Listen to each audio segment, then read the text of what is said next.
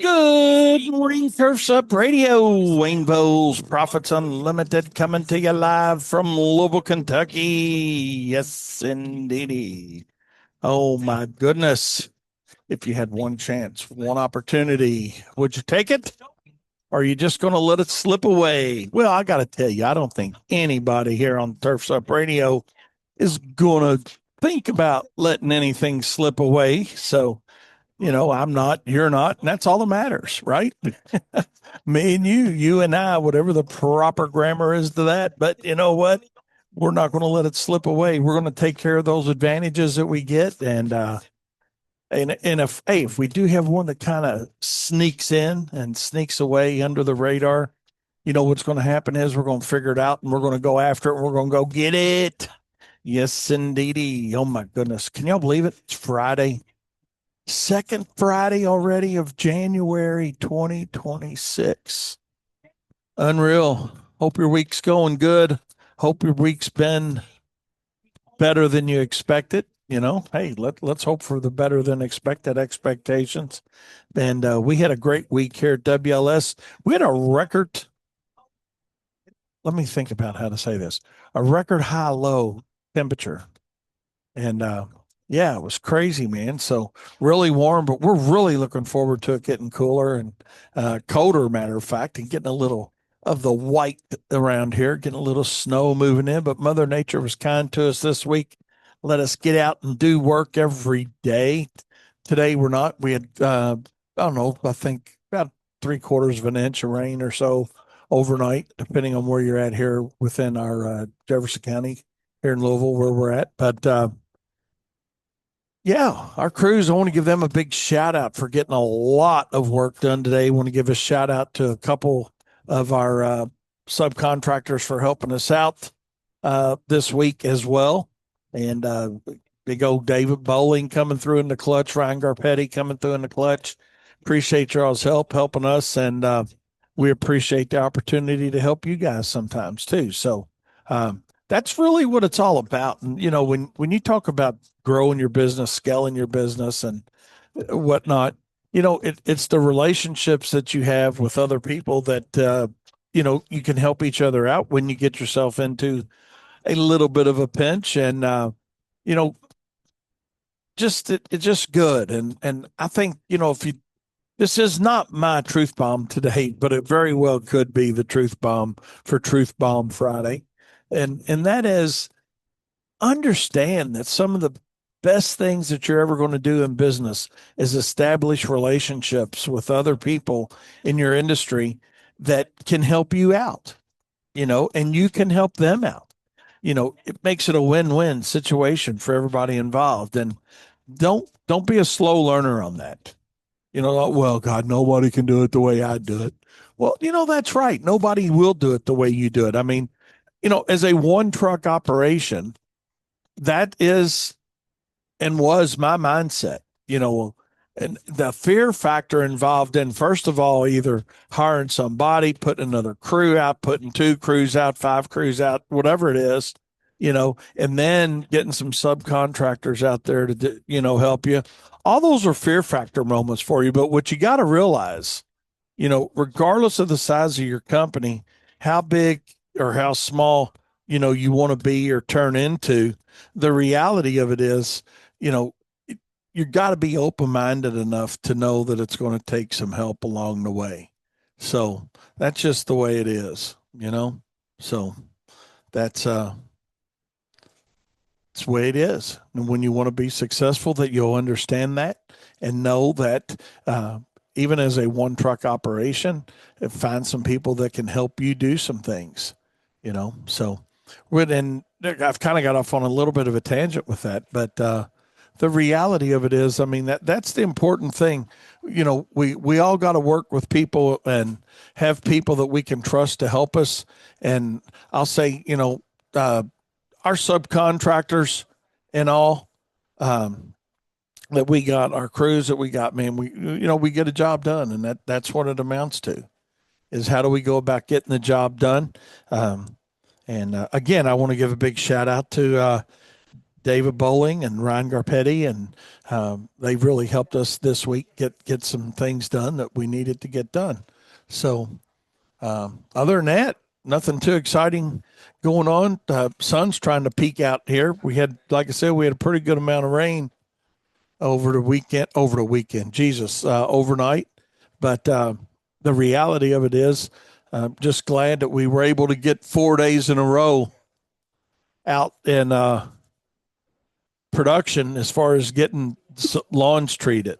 So that's the cool thing about that. So hope you guys had a great week. I want to give a big shout out also to Corey. Hope your knee surgery's coming along good for you, man.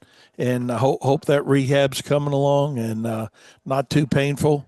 But I know, hey, you can handle it, and you're going to get that bad boy up and running. No pun intended. But yeah, glad to know that you got that taken care of sooner rather than later.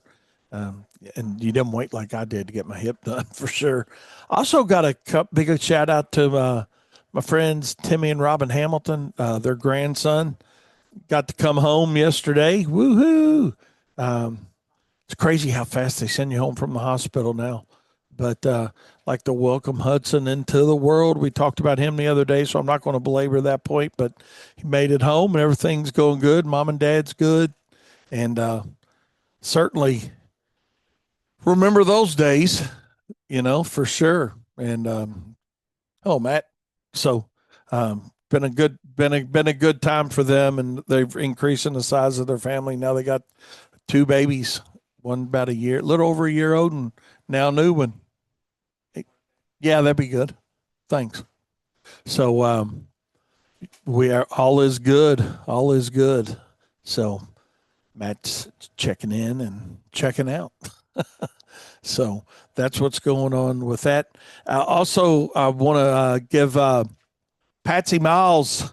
I know she's not listening to me, but another really good friend of mine, her and Richard, they Katie said, Richard.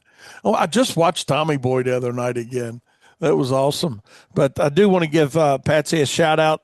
And for you guys that believe in prayers, man, a little prayer, if you would, for Patsy. She's having a heart cath done today, and hopefully she doesn't need to get a stent. But if she does, she packed her bag and took it with her. So that's Robin's mom. Yeah, they're really great people. So big shout out to her. And if you believe in prayer, appreciate you thinking about her right about now. I think she was going in at around 9. So she's probably having that procedure done. So cross your fingers and say a prayer if you believe in prayers, or if you believe in praying to whatever you pray to. Just she would appreciate any kind of prayers, and I would too, helping that out. So that's my shout out to Patsy Miles. So there you go, Patsy. Or what they call her? Brownie. Brownies are her country name. I'll call it. It's everybody's got a name out there out in the country, and so Brownie is hers. Her brother is Fudge, and yeah, so nothing wrong with that. Hey, we got names here in Louisville too. I ain't saying we don't have it in the city, but I never ran into more like is that a pseudo name? Would you call it? Would that be what is it? A nickname? Okay. Thank you, Katie. Till I start hanging out, going camping about 30 plus years ago and running into Skillet, literally, that was his name, Skillet, and Road Dog, Biscuit. Yeah, I mean, damn, man, it was crazy, some of the names that, but I will say this, I am the world's worst with names. But I can remember a name like that. Matter of fact, Holly, she had a friend. I'm trying to think of what her real name was. Callie, yeah. And I nicknamed her, and not Callie, her best friend now, but another little girl she went to grade school with named Callie, but I could not remember her name. But so I nicknamed her Hot Dog because all the girl ate was hot dogs. She'd come over to the house, all she wanted was hot dogs. That's all she'd eat. Hot dogs and Nutella. So in the morning, Jane bought some Nutella to have at the house for her. So, but she had Nutella for breakfast and hot dogs any other time you ate. And that was about it. I don't know if she's diversified her diet any more or less since they were 6, 7, 8 years old. But who knows? But anyways, it what? Okay, Katie's over there helping me out, but I just didn't hear her. So, but hey, that's that. And hey, Rob, if you're listening to us today, buddy, I hope you're feeling better too. Rob, my brother-in-law, and he's down in Somerset, southeastern Kentucky, works for Southern States, and he's had the flu, so he's been under the weather a little bit. So, Rob, if you're listening to us today, he listened to us quite a bit here on Turfs Up Radio as well. Hope you're feeling a little bit better, my friend. So, that's that. And hey, we're going to take a short break. It really isn't one more day, it's one less day. And I think that kind of plays into a roundabout way, connecting the dots for me with Daniel, what he was talking about today about the number of hours we've already had collectively as people on earth since January 1. And what have you done with those hours? And what are you going to do with those hours, you know, within your own company? You know, let's take a look at that. And how do you focus, and how do you look at your company and say, hey, you know what, we might have had a really shitty day yesterday, but today's going to be a better day. Let's make today a better day. And I think that's what we all need to think a little bit harder on, is moving forward. Yeah, looking back is 2020, right? I mean, that's always 100% accurate. History is, history's history, you know. But let's see. Mike says, I've got a truth bomb I've been holding for Friday. I'm afraid it might get you on a rant. Not that rants are bad. I just don't want to go off the road with the show, LOL. No, absolutely not, Mike. Hey, anything that you guys have that's important to you, it's important to me. Because without each and every one of you guys, my show doesn't make sense, So I try to make sense out of what we're the world that we all live in, But oh, oh Lord, Mike sent me a really long text here. I'm gonna save that before I read it, Mike, because it makes sense, and that's kind of where I'm going today. And then we'll certainly get into that. Mike ends it with, excuse me, talk about going out of business. But we had a weird thing happen here today, business, or not here, but a couple days ago. And there's a text from my friend Robin talking about her mom, by the way. She's in pre-op, just waiting her turn. So, all right, man. That's got to be the worst, just waiting, just sitting there thinking about it. I'm going to let them know we gave them a shout out, and you guys are all doing a little prayer and asking for prayers, right? Gave her a shout out on my show. All right. So, but hey, Kyle was telling me that the other day, and this, I don't know, I'm going to connect the dot, okay? I'm going to connect the dots in my weird way of connecting dots some way. And, but Humana, one of the companies that we take care of here, some of you guys are familiar with, some of you guys may not be, but anyway, they're a very large conglomerate, with facilities probably all over the world, I would think, but certainly all over the country. But we've been servicing their account for probably, I don't know, I think Kyle said 29 years or some 30 years. Long time. And yeah, true that, Mike. And we'll get to that right after this story because it'll fall right in place. But anyway, so they reached out to Kyle the other day and they said, we need to have a Zoom meeting with you all. And Kyle says, yeah, that's fine. So what would y'all like to discuss? And they said, we want to discuss your business model and your pricing strategy. Now, we've been taking care of their account, like I said, for 3 decades. Obviously, and I realize that this young man or this young lady that's requesting this Zoom call with Kyle, and he's going to schedule it or got it scheduled or whatnot, we'll deal with it on our end and play their game, right? I mean, but I just don't. If you don't understand who we are by now, even if you haven't, even if, let's just say that's somebody that's 35 years old in this position now that's in their procurement department. Okay.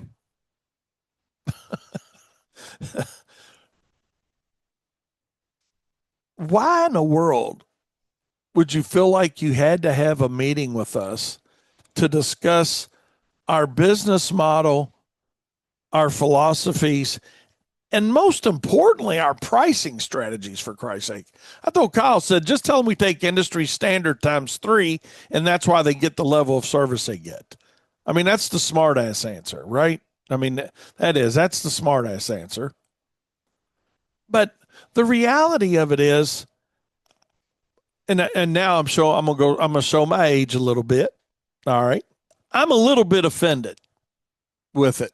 Honestly, if somebody doesn't know us and trust us enough, even though this could be a brand new person in that position, they're a large enough company to have record that we've been working with them for a long time. And obviously we're okay, and our business model and our culture is okay, and this whole thing. So I just gotta help. I need your all's help on this. Am I thinking about this the wrong way? Am I thinking about it the wrong way? Should I just be glad that, hey, they're just not getting rid of us, and now they've talked to somebody else, and that's fine too, because we actually used to do more work for them than now we're currently just doing snow for them. Let me turn Daniel on, because I know you'll have some good input on this, Daniel. Hit the green. You good? Hit the other button. Oh, there we go. Sorry, buddy. There, now we got him on here. So they got somebody else that's doing the turf side, but they kept us doing the snow side, which is fine with us, because we'll do more in snow, even in a market like ours, than we do in turf all year long, and we only got to go over there when it snows, So we're good with that. We're good with that. Why in the world do you think, Daniel, because you think things out, why do they feel like they don't understand our business culture, business model, and pricing structure now? It's very strange, I will say. I mean, I don't think you're alone in the thought that there's some unintentional disrespect there. I don't think they're intentionally doing it, but nonetheless, I think that's what's occurring.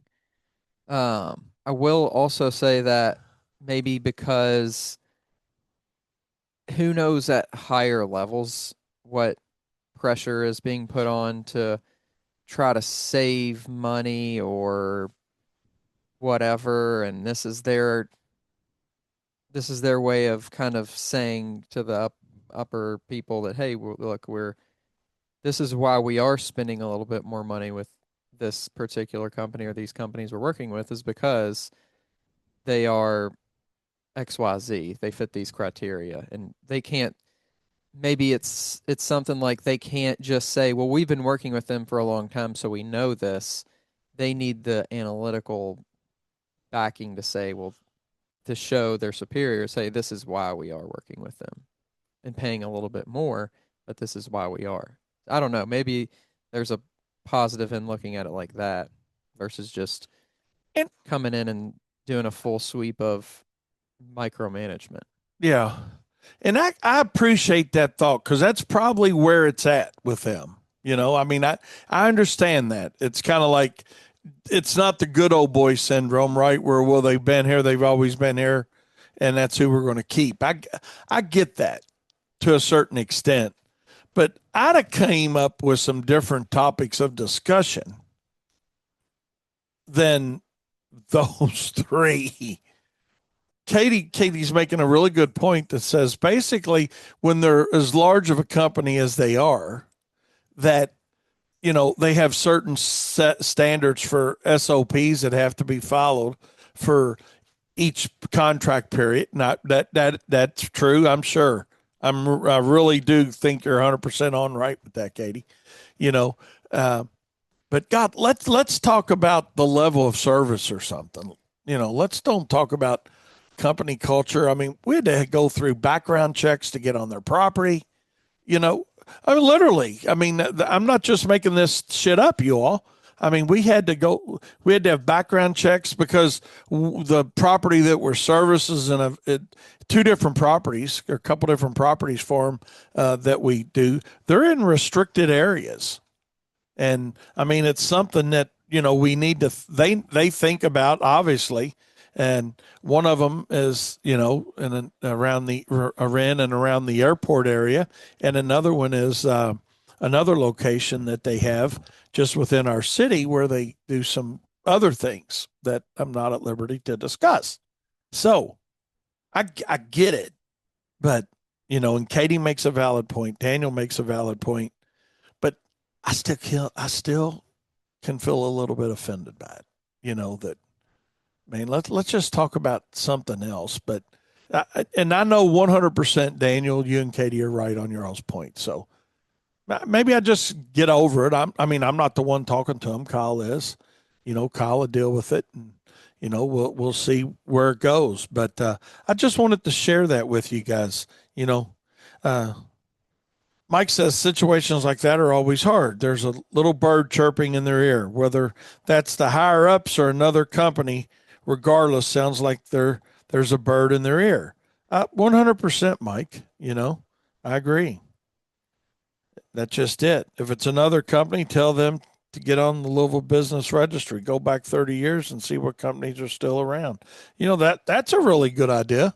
He said that'll explain your pricing structure. See who was there 30 years ago and who's there now. Yeah. Because I don't mind. I'm trying to think of the best way to say this, Daniel. I don't mind justifying our cost, or not our cost. They don't give a shit about our cost. I don't mind justifying our pricing, but I do have a problem when people tell us, well, you're higher than this person or that person, or can you meet their price?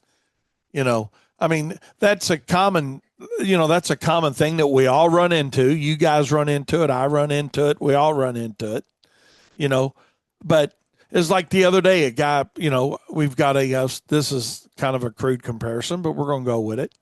We've got a salt spreader for sale. The guy's like, well, man, I can buy a new. I'm not going to throw the brand out there. Okay. That we're selling, or I'll throw ours out there. We're selling a Snow X salt spreader. In our mind, we've had really good luck with them. They're top of the line spreader, in my opinion. Okay. There's other good equipment out there. But this guy says, well, I can go out and buy XYZ brand new for just a few $1,000s more than what you're wanting for your used one. And I told him, I said, there's no comparison between the two, you know, and that's what this situation I think is going to turn into is It's easy to get defensive and then you build something up into something that it isn't. And then I think the worst thing would be going into the meeting with a negative spin on what you think they're going to be like or say or do instead of just laying out the information and taking their questions as sincere or genuine instead of, wow, I can't believe they just asked me that and then getting a hot head. yeah. No, and I think Kyle will do a great job with that. He always Yeah. does. But in general, like, especially, I mean, you could say that in working with a customer that, like we mentioned on the other show, who sends an email that you think is like real snarky and real aggressive, and then it turns out that it's not. But then you start the conversation like that, so then it turns into that, right? So just really being not, I don't think open minded is the right word, but just being kind of like uh, I don't know the best way to say it. Open-minded. I think that's it. Just being able to Receptive, maybe. say, yeah, to receive what they're saying from a less defensive perspective, a less defensive point of view, maybe. And that's a very valid point. Whether it's, this situation or a customer or whoever. Yeah, it could be not just them, it could be anybody. So no, that's a very valid point, and Mike said, Daniel, that's an excellent point too. So well, thanks. That's it. No, it is a very, very valid point. And like I said, I think here's where and this is kind of like just some I'm gonna call it advice. I don't know if advice is the right word for you guys, but here's some advice from Wayne to you all listening. This may be where my pride's getting in the way a little bit. Of man, I remember all the way back to the day when I was going out there once a week and servicing that property, literally, and mowing it and trimming it and blowing it and hedges and mulch and all that. I remember that. I remember going out and doing it, and it's almost like it's a pride check for me when really, to your point and Katie's point, it's really not. That's just they've got somebody in the procurement department that is doing their job, and they just want to find out, hey, why are we doing business with Wayne's Lawn Service? So, this conversation's probably helped me. Well, that's a good thing. But but hey, we got to take emotions out of business decisions. Maybe that is the truth bomb. Let's get my truth bomb going. Maybe that's the truth bomb of today as well. We had several truth bombs. Here's the third one of the day. But that's the truth bomb. Another truth bomb of the day is to take your emotions, and we certainly have probably talked about that here on the radio in 700 plus episodes about emotional decisions that we make in business are always going to be bad, or can be bad. An emotional decision has the opportunity to go bad better than a thought out decision. It says, I had a customer tell me lawn apps were junk and not working. In reality, the yard was coming along pretty well, but I felt like she called my kid ugly. I did, in fact, get defensive. I hear you, man. That happens. That happens for sure. So I don't know. I'll keep y'all posted on that. I'll let you know how it goes. But I did want to, pass that along, about how, we try to do our due diligence. We try to do the right things. And sometimes even our very best efforts at things. And also, if you really think about this potential communication and the topics discussed, these are all things that you try to communicate to your customer when you're trying to keep that customer. Like if they're like, okay, well, we're having thoughts, we're having questions, why is this, why is that? From even just a residential standpoint, you go back to maybe not the pricing structure, but you go back to your culture, you go back to your business model, you go back to those same points when you are trying to keep any customer. Right. You're just trying to almost resell them on why they were with you in the first place. Because here's kind of, and this is going to sound weird, but here's something I found out there on social media that I want to play for you guys as well. This is what we're up against. This is the mindset of what we're up against. This guy's an influencer out there. Okay. I'm not going to say his name, and I'm pretty sure he doesn't say his name in this video. If he does, I don't care. If you're listening, I hope you're offended because it's public. He put it out there. He put it out there. So I want to play this, and this is what we're up against. Not necessarily against this guy or this contractor, but this mindset. And it says, and the title on this video is $10,000 snow contract almost got me bankrupt. So here we go. $10,000 snow contract almost bankrupted me. I had this company in Anchorage sign on for $1,500 a month. The gentleman told me the lot is relatively clear and it should be a bunch of straight pushes. I'm thinking easy money. The first storm hits, we get 8.5 inches. Shouldn't be a problem.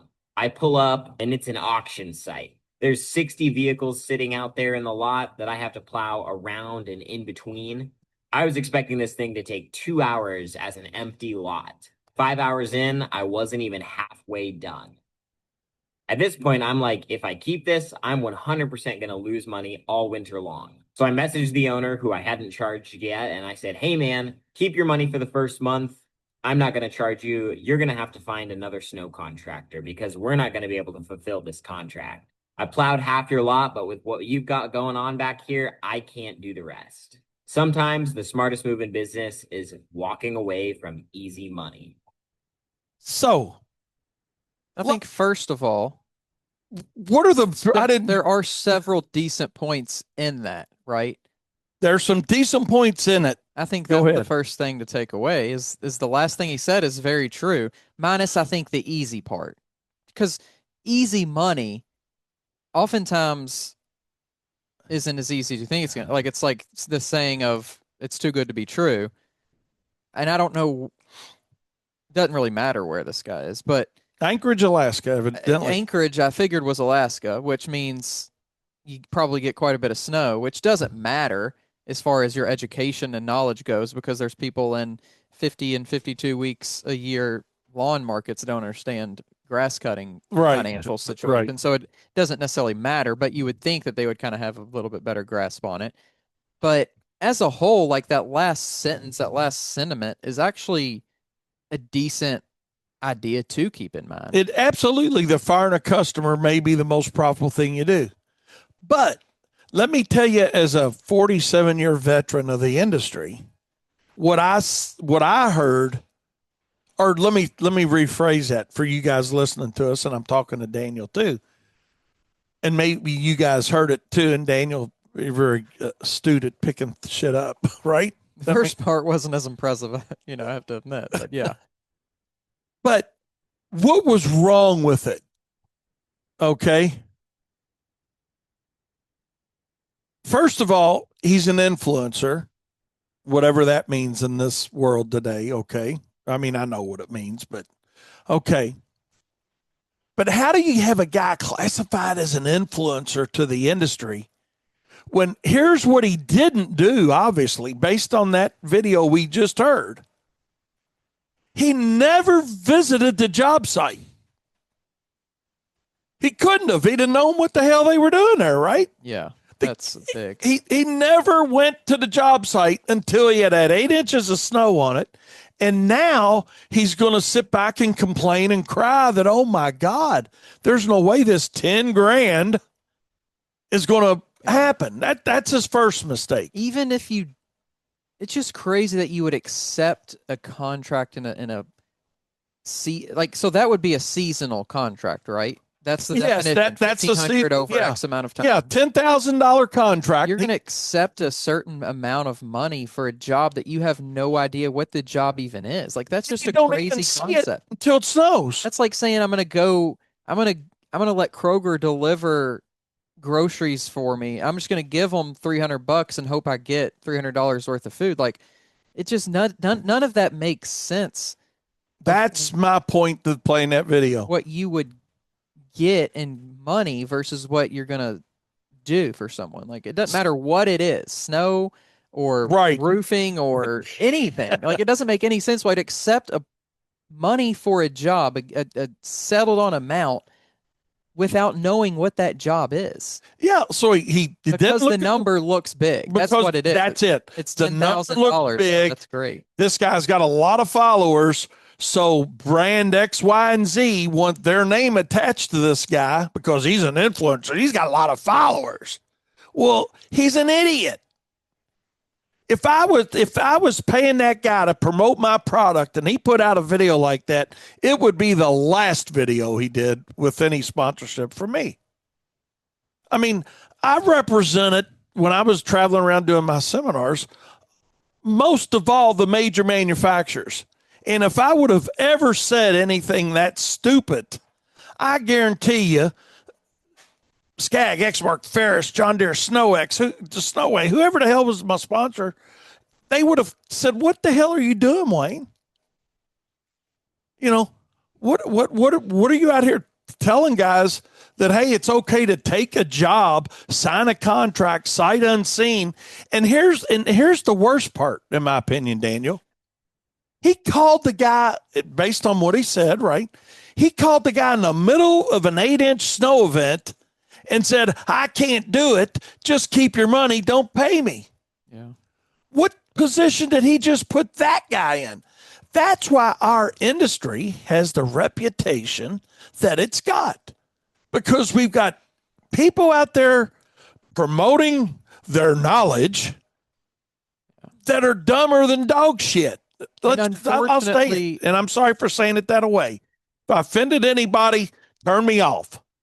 But that's the reality of it is. And sadly,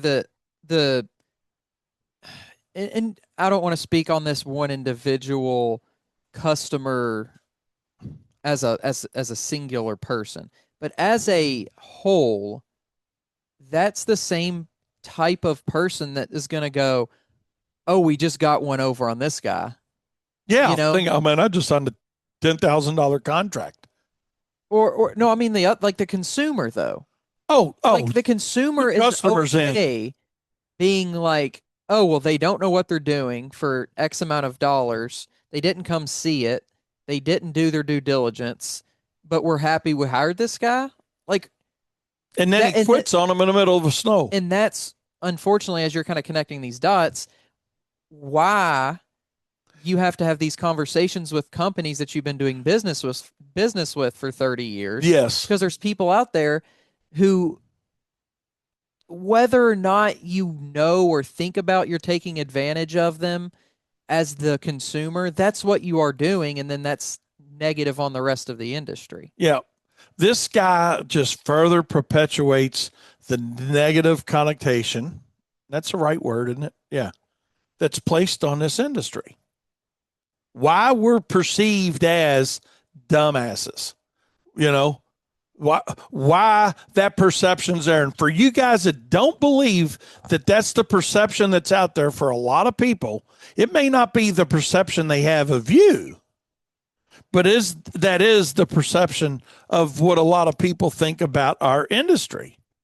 And that now because of that, and because of influencers like that are out there that don't know what they don't know, and they're out there promoting stuff like this. Like I said, the only good message in there was, hey, maybe the best thing you do is fire somebody. Well, yeah, but why did you ever sign a contract that somebody else wrote? That's number one. And number two, without seeing the site and then being a quitter. Where in that is good business culture? To your point, and that's why I wanted to connect it with what we're having to do with Humana. That's why they're doing what they're doing. Yeah.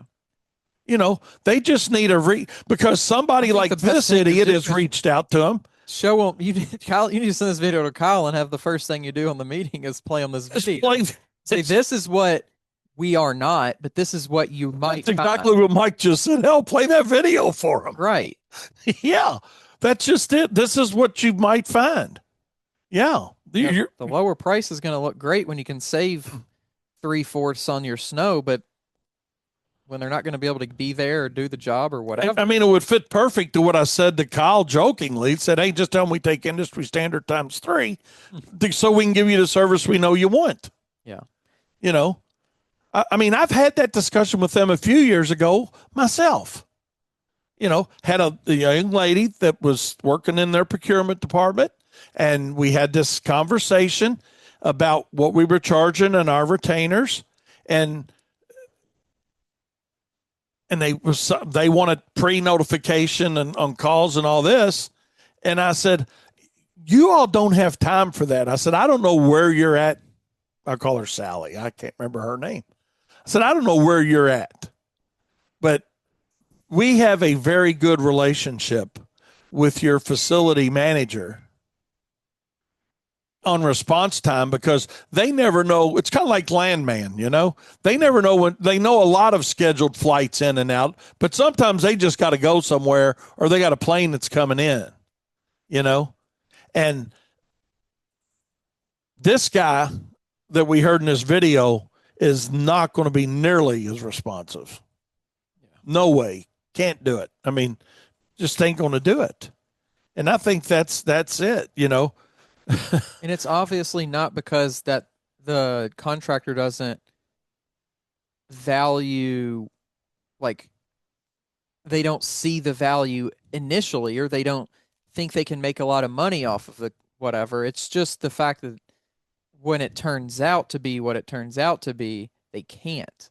And I think, I mean, it sounds I've reached kind of, out to this guy multiple times too, Daniel, just so you know. yeah. In case he happens to reach out to us about getting on my show. I wanted him. I said, man, I'd love to get you on Turfs Up Radio and have you talk about being an influencer. Yeah. But he won't do it. Yeah, because it's, it's a facade, really. I mean, you can't have, it's easy to have 30-second reels, but to have a conversation with somebody and explain and talk through something. And I wouldn't throw him under the bus on our show. Well, it's not about throwing them under the bus. It's about validating what you're putting out there. If you choose to put yourself out there, then you're choosing to put yourself out there. Like, let's have a conversation. Let's talk about this. But I think it goes back to a lot of what you say all the time about, you have a customer for a certain period of time. They get used to your level of service, your level of professionalism, blah, blah, blah. And they forget what is out there. They forget that you're not the industry standard, right? You're way above the industry standard. And so, oh, well, if this is what the industry is, why am I paying, 3 times as much when Bob's Lawn Service is doing it for 3 times less? Then they're going to be the exact same. Mm-hmm. But they're, they learn that lesson that it isn't the exact same. Yeah. You get what you pay for. In more ways than one. Oh my God. But I wanted to share that video with you guys because I think it was a direct connection to what our phone conversation is going to be. And Mike, I think you got a really good idea. I don't know if they'll want to hear that, but I will bring it up to Kyle, say, hey man, I got a perfect video when they want to ask about pricing strategy, here's what's out there. And this is probably, what they've got or something very, very similar to it. I mean, who knows? But anyways, hey, I appreciate y'all today. Mike, appreciate all your input today. Daniel, I appreciate your input. Katie, appreciate your input on our conversation on the meeting that we're going to have. And I don't necessarily think it's going to be a bad thing. It's not. What I learned today through this conversation is we're going to take it as a positive thing. And I know Kyle wouldn't do it. I had a negative connotation going on in my mind about it, but maybe they have gotten a little complacent with the level of service, because I haven't had a meeting like that with them since I had that one with that lady, and about 5, 6, 7 years ago. Don't know exactly when it was, but like I told her, I said, if y'all want to change our response time to a different level of service, because we do offer 2 different levels of service, but we know what they want and expect. That's what I told her. I said, you're going to be the one to explain to your corporate, people why they can't get in or out of their tarmac. Not me, because I'm going to say, Betty Lou told me, reach out to Betty Lou. That's why it's not taken care of. And immediately, guess what? When I put it back on her, guess what happened? The whole situation changed. You guys have a great weekend. I'll keep you posted. Appreciate your input. Remember, profit is not a dirty word. We'll see you Monday.